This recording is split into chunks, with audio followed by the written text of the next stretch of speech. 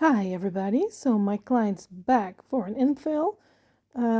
Yeah, they're still good, so I can just keep the design and create something nice and gorgeous. So first I'm gonna start by clipping off all these flat back rhinestones. Yeah, it's not my favorite part of the surface, but it needs to be done. And I could go over it with my e-file, but it will destroy my drill bit. So I'm trying to clip off as many as I can. And for those little rhinestones left in the middle, I'm just going to use an old drill bit and just go over them, because it's an old one and I don't use it on the rest of the nails, just to get those stones off. But this is always quite some work. Yeah. You won't believe how many times I've stabbed myself with the tweezers, but that's fine. Yeah, so here's me taking off the rest of the stones with my old drill bit. Just be careful for your eyes because they do shatter a little bit. It's glass, so yeah. But yeah, when that's done, I'm just gonna switch over to my regular drill bit, the one that's still okay, and I'm just gonna take off the rest of the design. So here goes her gorgeous glitter nail.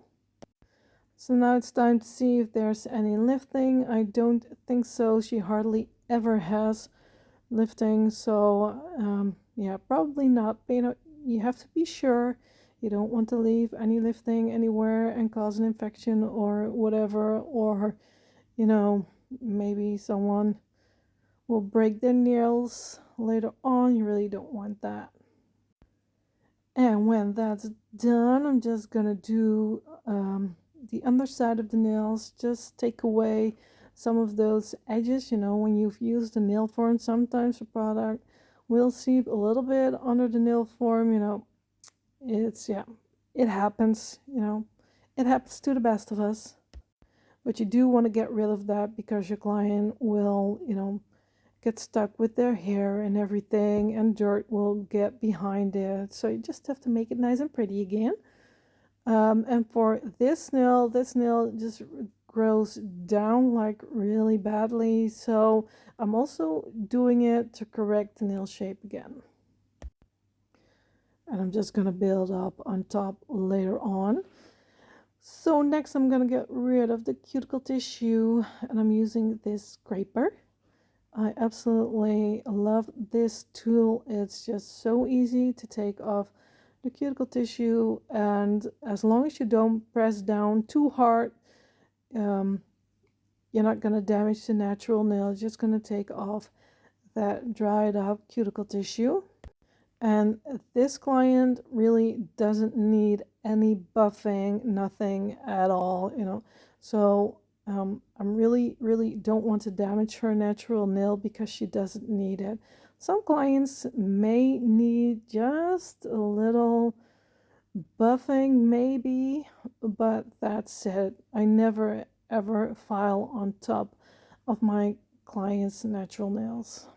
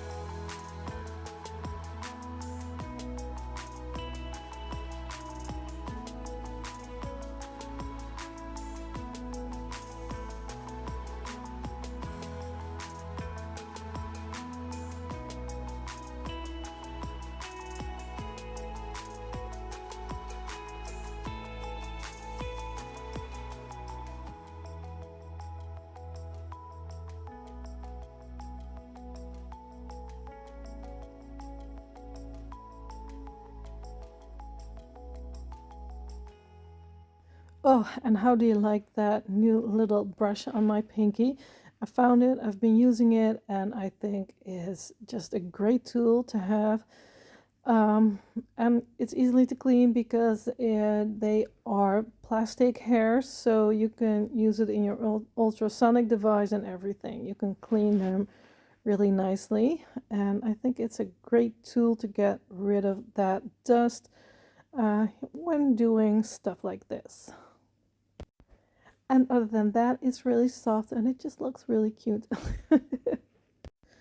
And as you can see, sometimes it just takes me a little longer to clean off a nail plate. Some cuticles can be like really stuck, and you really have to make sure that everything is gone, especially if you're not gonna file on top of the nails. You really have to make sure that everything is gone.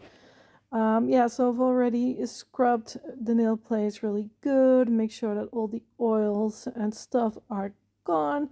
And next I'm gonna go in with my rubber base clear, and I'm just gonna take it over the entire length of the nail.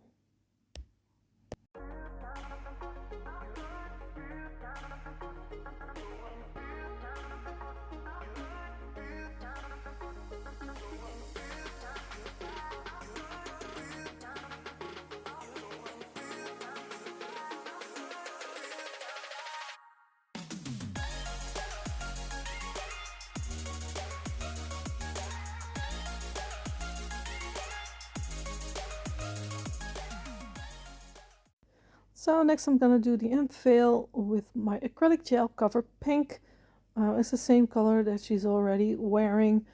Yeah, I'm just gonna use a little bit, nothing much, because I don't need much.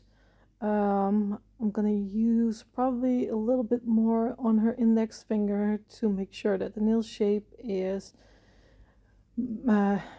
on correctly again.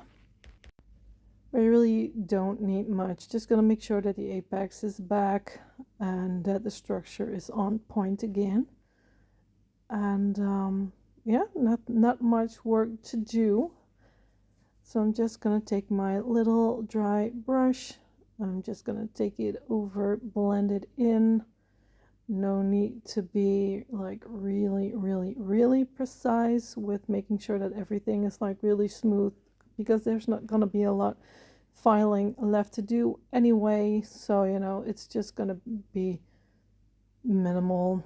So once I'm happy with how the product is, I'm looking for the word and I can't find it. Well, once I see that it's evenly spread, I'm happy, and I'm just gonna leave it because it's not gonna be much filing anyway.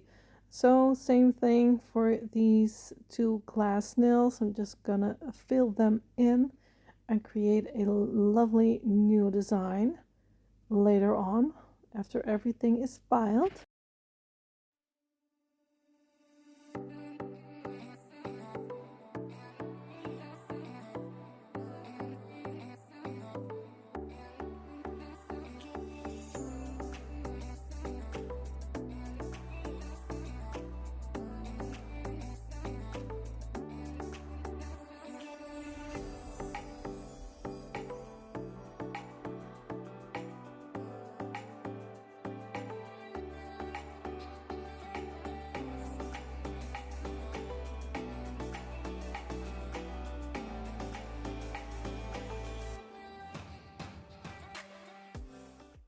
And as always, I'm going to use my hand file first, making sure everything is in the correct shape again. Gonna make sure my side walls are nice and straight, my lower arches are nice and straight.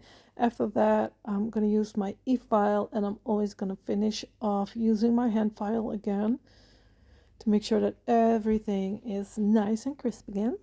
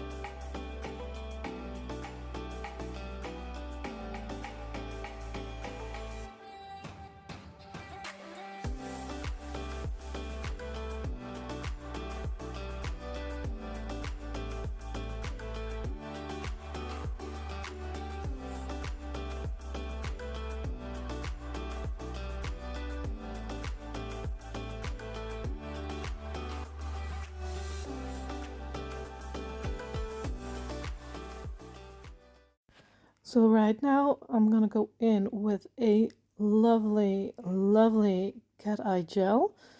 It's this lovely soft pink. First layer, I'm just gonna leave it as it is. Just gonna apply it. And I applied 2 layers. Guess I did. Don't remember. Let me fast forward a little bit. Yeah, as always, I did 2 layers. I always do 2 layers. So first layer, I just gonna leave it as it is. Just gonna apply it like that. Make sure that the glitters are nice and straight. You know, if you've got polish like this, you can tell which way the hairs of your brush were going. So you know what I mean? Like you can see it in the light if everything is nice and straight. So that's what I'm doing, making sure it's all pretty. Yeah, that's what I like. So second layer, just gonna apply a good amount. I'm not gonna work like really overly thin, but not too thick either. You do want it to cure, of course, but you need enough of those pigments on top of the nail to make sure that your cat eye is going to work properly and look good. So again, making sure that those glitter particles are nice and straight and all in the same direction. Grabbing my magnets, got these 2 big magnets, keeping them along the side of the nail, pulling all those sparkles towards the center. So I've attached these little sticks on the back because I kept, going in with my longer nails into the polish and disrupting the polish and having to start over again. So I've decided to attach some sticks on the back side. That way I will never get my nails in the wet polish again. Yeah. So in with some pearls. I wanted to do something a little bit different than just using like the standard rhinestones. And I thought these pearls matched the cat eye gel like really well. And I'm using my I've used the rubber base clear to make sure that they will adhere to the nail. Yeah, so I'm just gonna stick it in, and just randomly placing them on the nail and just create just a lovely pattern. Nothing much, just a little bit, because she does like bling and everything on top of her nail. Yeah, that's just pretty, isn't it? Just pretty. And I'm gonna do the same thing on her other nail. Just going in with my rubber base clear again. Just a thin layer to make sure that they stick to the nail. And I absolutely love this shade of cat eye. Love it, love it, love it. So again, I'm using different sizes. And I always call this my organized chaos method. Because, I'm just placing wherever it feels good, wherever I think they look good, but it's still organized, still in a certain pattern that I like, but it's a little bit chaotic, so that's why I always call it my organized chaos. And it doesn't have to be exactly the same as the other nail, I really don't look at that unless the client really asks me to do that, but I usually don't. I'm just applying them wherever it feels good, but it's the same thing for my nail art. It will never exactly be the same if I'm painting or drawing anything, it's all handmade. So, and this is easy because I can just go on top of them. I don't have to go around them like with the rhinestones. It's all, it's fine, but it is, a bit of of a hassle and a little bit more work to go around them, because I have to use my little brush and making sure that everything, that the polish is or the top coat is in between those stones. You know, I really don't have to do that with these pearls. I'm just gonna go on top of it and through it, and yeah, then it's done. Saves me a ton of work.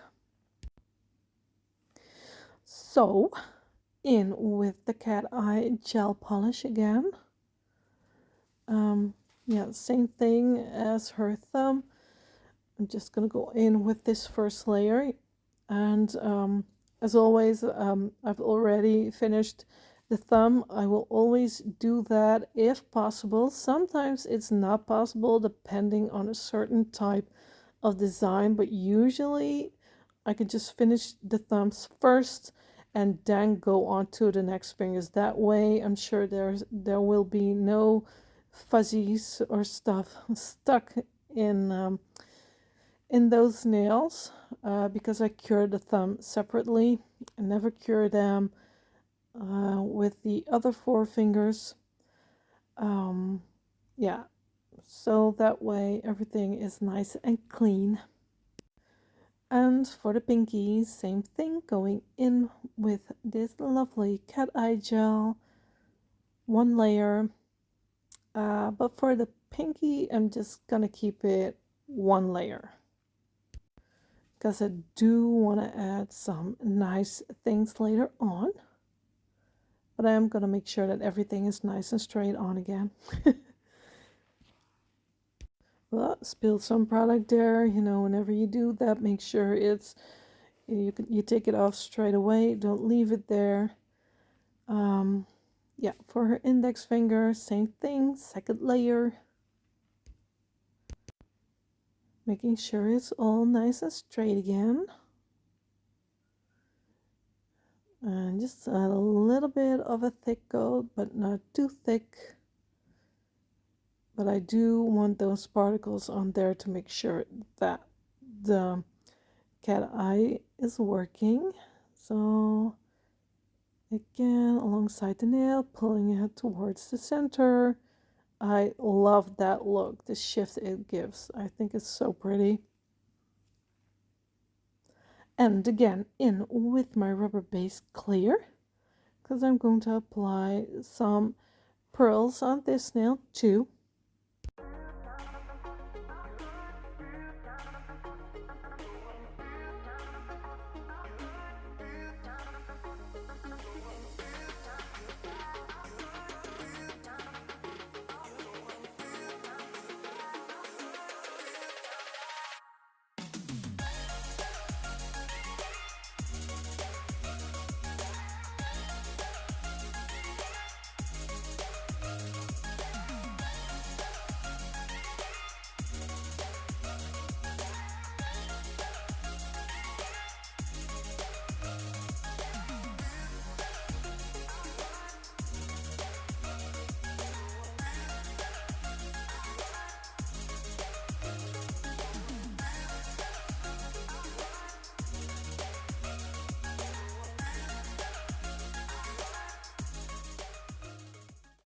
Oh, it's been such a long time since I've used these little crystals. They are just so gorgeous, but I hardly ever use them. So I'm gonna go in with my Topgel No Cleanse. I'm just gonna get it all over the nail. I am going to apply it on the thicker side.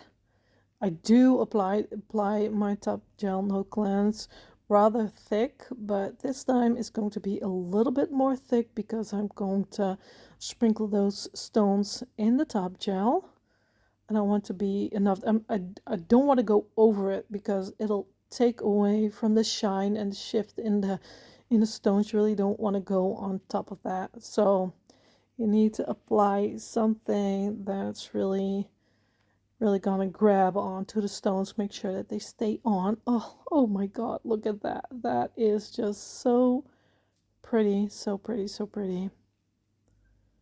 Just sprinkle it on there, you know, and it's messy. I always lose a couple of stones.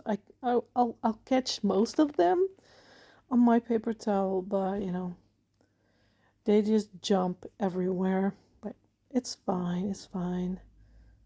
Yeah, so we're just gonna use that little stick, making sure that no stones are left low on the side wall, you know, that they're going to stick out anywhere, because that is, you know, it's wearable, but it's not really comfortable wearing.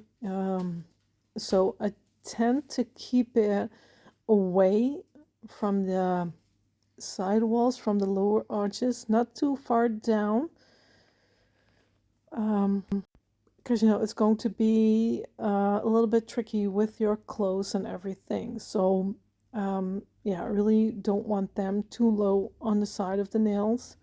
Same thing on the tip. um, I want it right on the tip, but I don't want it to go over the tip, if you know what I mean, because yeah, it's going to be tricky with wearing these little stones, and I want my clients to be comfortable with all the bling and all the charms and everything, because you know they will be wearing it for about 3 to 4 weeks, you know, and that's a long time. So yeah, let's do some painting, and you're gonna use these colors. So these are acrylic paints. They will just air dry, and I'm gonna use the one stroke technique to create some lovely roses. And this darker shade of pink will create a lovely, lovely pink with the white. And I'm just gonna blend it, blend it, blend it.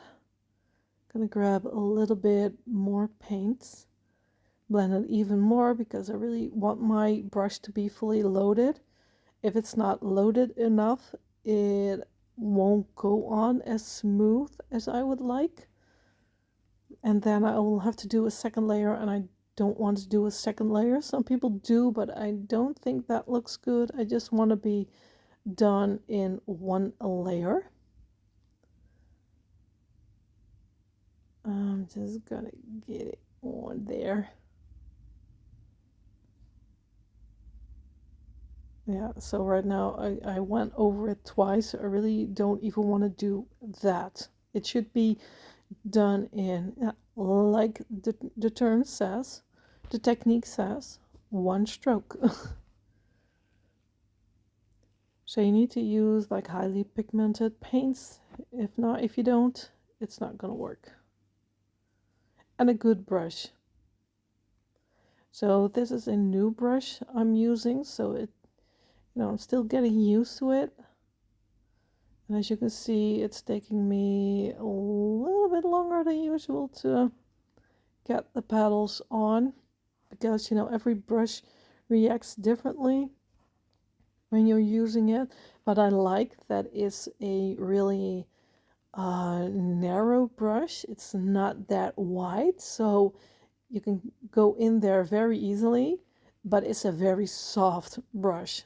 So if I'm not careful, it's going to take the form of a just like a round brush, but it's not. It's a tapered brush.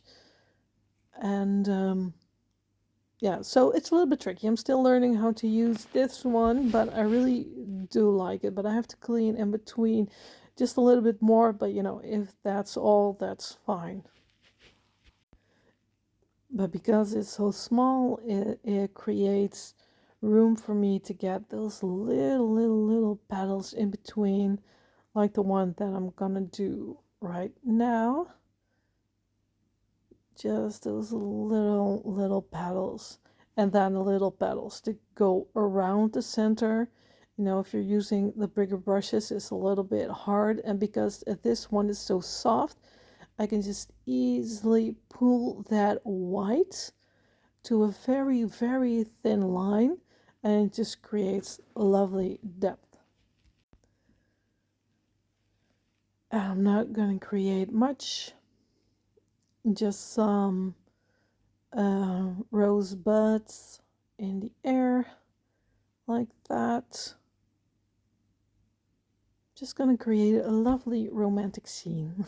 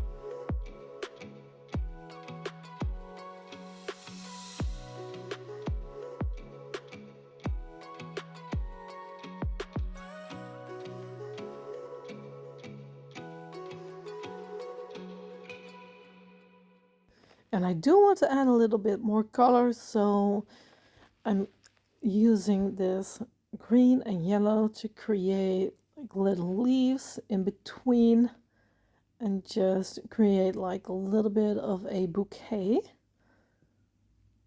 Just some small leaves. And I love this. I'm starting to love this brush because it's the same thing with the leaves, because it's so soft and so small. I can just create really delicate lines, and I really love that with this technique. I love it that it's delicate. It shouldn't be harsh. It should be soft and romantic and flowing. Yeah, love that. So that's done and dried. So I'm gonna go in with my Topgel No Cleanse. And I've kept the design that you already had, you know, the glass nails with the white marble inside and a little bit of glitter. So that's a lovely, lovely background for these roses. Yeah, so I'm just going to apply that layer. And when I've got that where I want it, just going to turn around and apply it on the underside of the nail. You know, I did file underneath. She had some bubbles underneath. I took them away because they weren't pretty anymore. They were damaged. So I want everything to be nice and crisp again and really glass-like. So you have to top coat the underside of the nail too. Just make sure you really don't touch the skin when you're doing that. You really don't want the top coat to touch the skin. Same thing for these nails. Oh, they look so pretty already. So gorgeous. Top coat on top of the nail, turn around. And this way it'll create a seal all around. Of course, you're gonna have to cure upside down when you're done. And make sure that there are no blobs on the side, because that would be such a shame. And here is the finished look. I think they are just gorgeous. I'm so jealous of this design. They just look so pretty. Really, really, really love those flowers. Love the cat eye, and I'm absolutely in love with her pinky nails. So pretty. So, thank you so much for watching. I really hope you've liked this video, and I wish you all a very good day. Goodbye.